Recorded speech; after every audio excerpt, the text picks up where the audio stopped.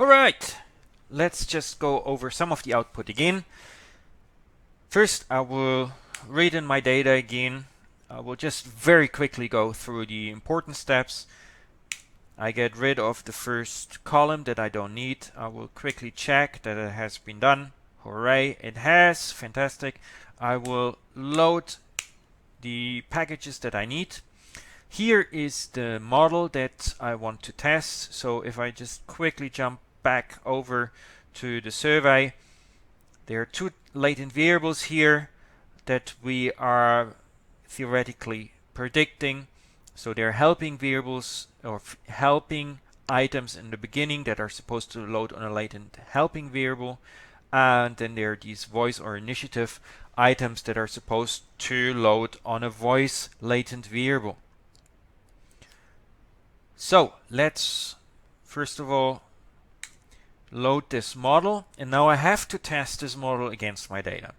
Some of you may have wondered, why do I run a CFA with a whole data set first if we are actually interested in the relative fit in all the individual samples? There are two reasons for this. The first one is just pedagogical, didactical, because I want to show you how to run a CFA, and so that's why I just use the whole data set and we go through all the steps of a CFA first. So very simple reason for that. A second reason is I also often do that first because I do mistakes all the time when writing my models, when writing my code. And so by running the overall CFA first with the whole data set, it allows me to just spot all the stupid errors that I may have made when, like writing my models, writing my syntax, right? So let's get into it. I fit my model to the data. I get the output.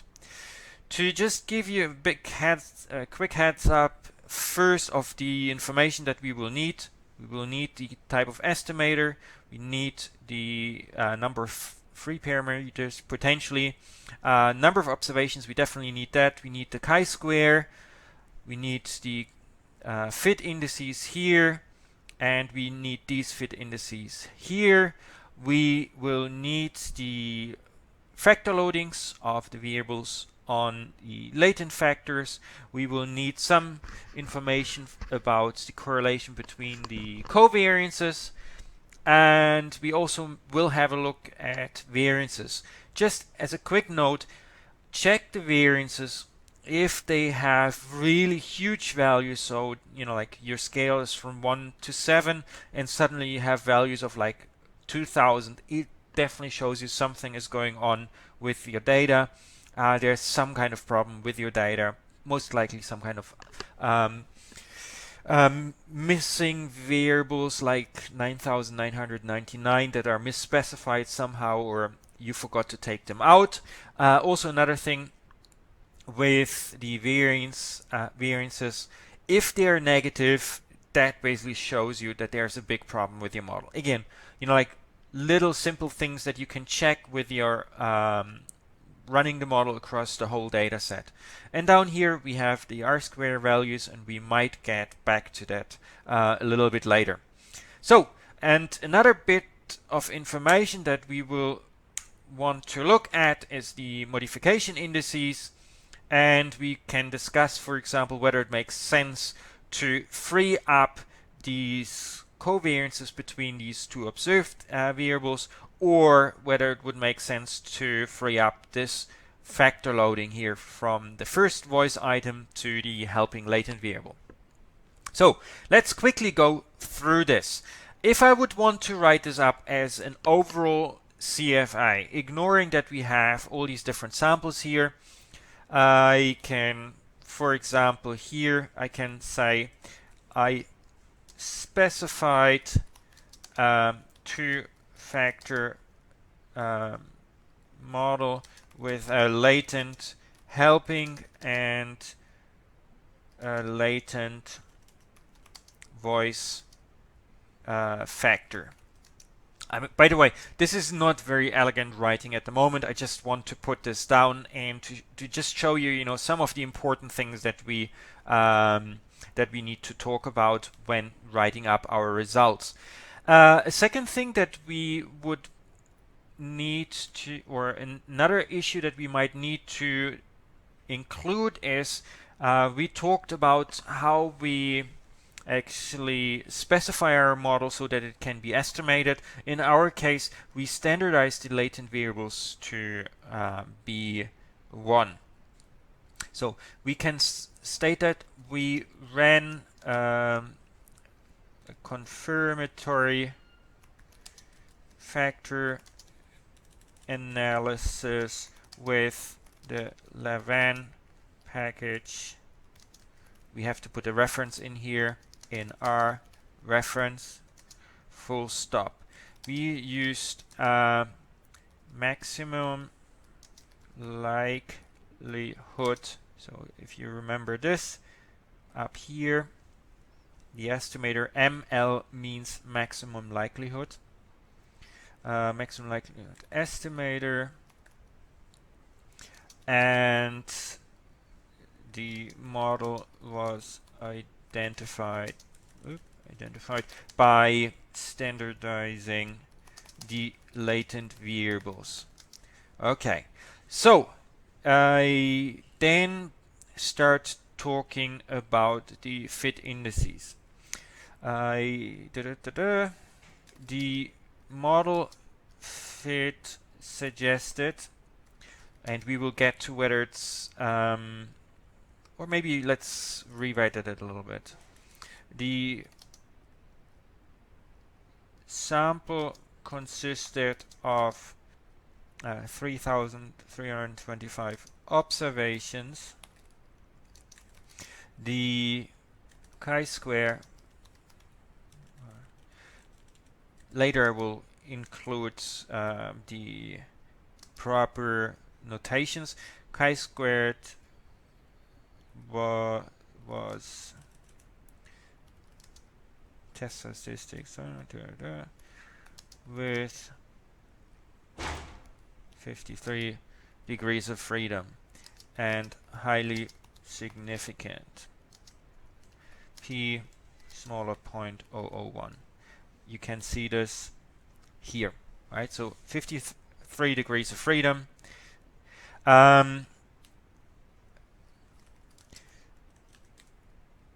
Therefore, our model showed significant misfit.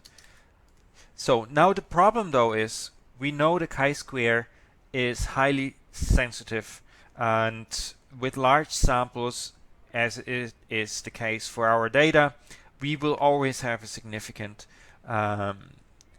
chi-square, which is bad. As previous research has shown, chi-square fit indices are highly dependent on sample size. We need a reference here. Alternative fit indices have been proposed. The most frequently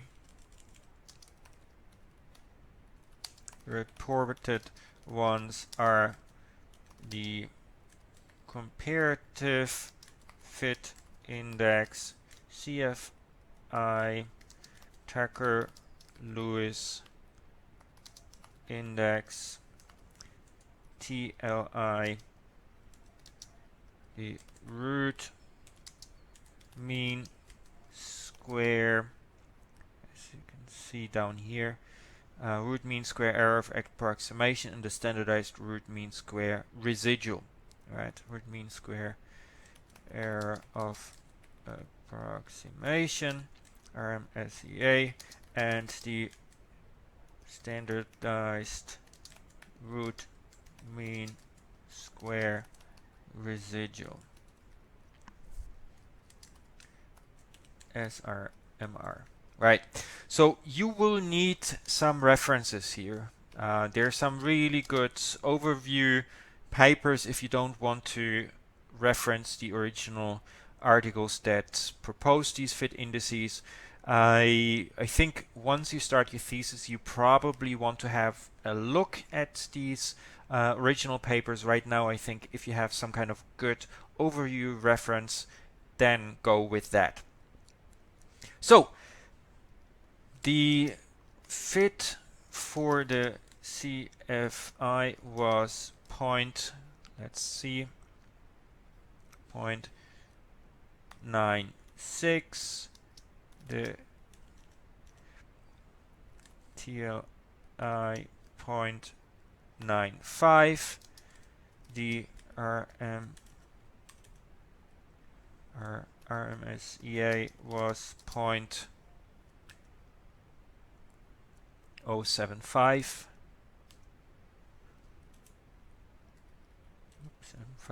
By the way, and the SRMR was 0.033. By the way, it would be good practice to always have consistent number of decimals. So for example, in our case, we could round this up to 0.08, and here we would have 0.03. For some of the fit indices, it actually would make sense to go with 3 decimal places. So be consistent. Do what you think works better for your purposes, but be consistent. Right now, I'm just going to easily go with the 2 decimal places. So what we see with this, with these fit indices, that overall they are pretty good. The CFI is above 0.95, TLI is 0.95, RMSEA is right on the borderline of the older cutoff values, and the SRMR is actually very, very good. So overall, we could conclude that the overall fit to our model was acceptable, right? I also now need to report a little bit of information. For example, I'm just writing this up for your thesis. For example, you would need to massage this, write this better. It's a very rough first draft, right? So do not take this as the final word in terms of your write-up. We could, for example, now looking at the completely standardized loadings and covariances, so therefore, you know, the covariances become correlations here. The model parameters showed that all items, as you can see, loaded significantly. All items loaded significantly on their predicted latent factor.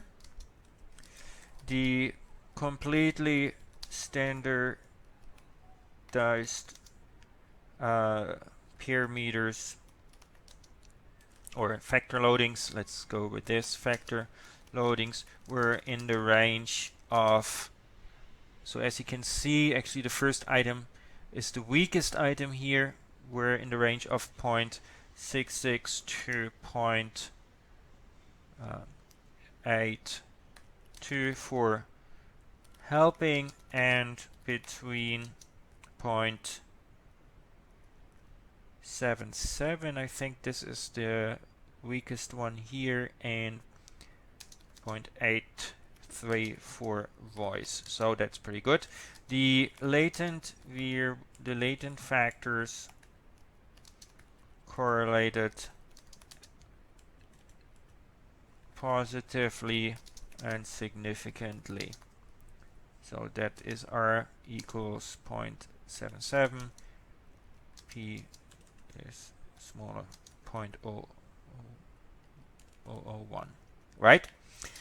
So this is a quick description of the parameters. One thing that I think could be quite informative, down here, the R-square values, you may wonder, where do they actually come from? It's within rounding error. It is basically the completely standardized factor loading squared. So it is the same kind of idea as any kind of R-square value for regression analyses, it tells you what is the how much of the variability within the how much of the variability of the observed indicators is due to the latent variable. And the latent variable obviously is related to the item via the factor loading, right? So this is how this value comes all about. And finally, we may want to think about, could we improve our model? Our model is working pretty well, right? So if you look at our overall fit indices here, so it's doing pretty well. But if we look at the modification indices, for example, this one here is pretty large, right? So a value of 142. So if we look back at our chi-square here, our chi-square was 1038.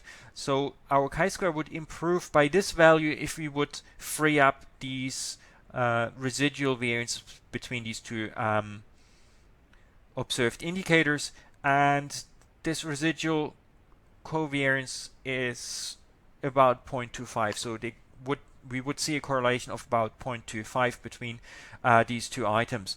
And now the question would be, does that make sense? And here you as the researcher have to come in and you have to decide whether that makes sense or not in light of your theory, in light of your model, in light of what you want to test.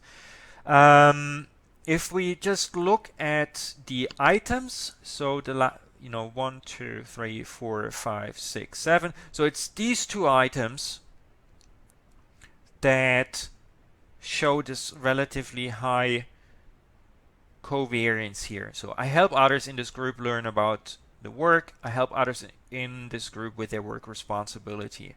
So would that make sense to free this up? What we can see immediately here is the phrasing of this item, of these two items, is highly similar. So it has the same kind of stem. I help others in this group. And then it is learning about work and helping people with their work responsibility. So it is helping in relation to specific work issues, either to learn or to perform work responsibilities. So that there seems to be something about these two items that is shared between them that is independent of the latent variable. Now, would that make sense to free this up? I personally don't think it is really that much of a good option to free up this covariance, because in a way, like there are couple of thoughts here. The first one is, often these covariances between observed indicators indicate there's something in your data that is not captured by the latent variable. So right now, looking at all of the other covariances here, or suggested covariances between these observed indicators, it doesn't seem to be that there is a really useful pattern.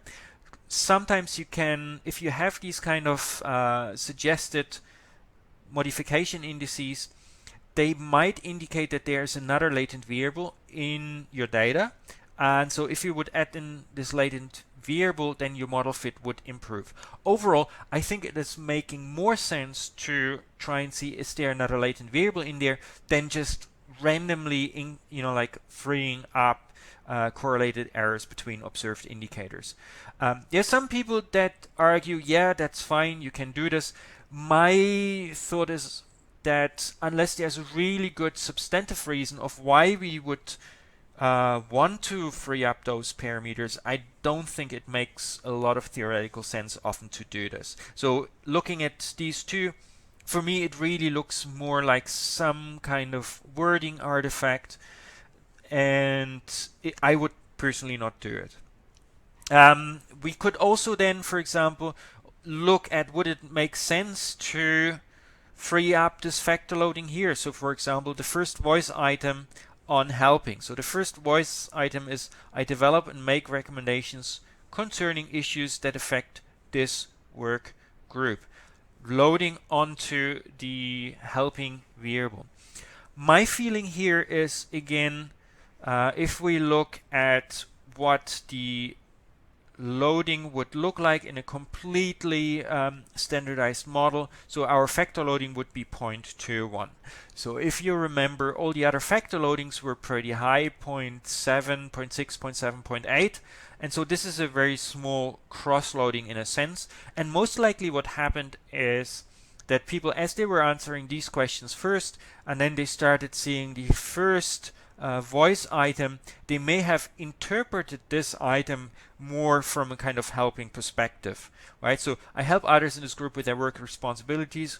Great, you still have all these voice items in your mind when answering these questions, and then you go to the next item. I develop and make recommendations concerning issues that affect this work group, and you may still think about it in terms of all these helping components, and then only after that you start seeing all the other voice items, and so you kind of mentally recalibrate. So this is for me one of the major issues with survey research, because you have all these kind of carryover effects. You have interpretational issues of people having a specific frame of mind that is triggered by these items that come before a specific item. So again, I would personally think it's not really worth freeing up that parameter, right? So we could actually say this. We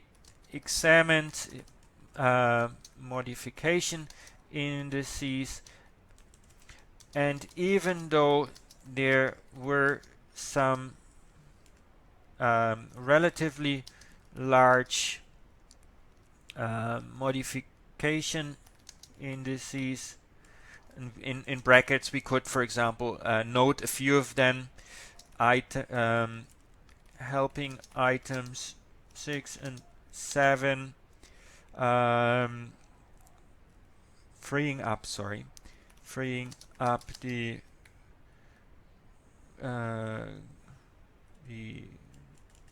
covariances between the helping and items 6 and 7 would reduce the chi-square by 142.89. Conceptually, these changes were not meaningful, and therefore we did not include them in our model. Full stop. Right? So this is just a first idea of, like picking all the relevant information that needs to go into your write-up.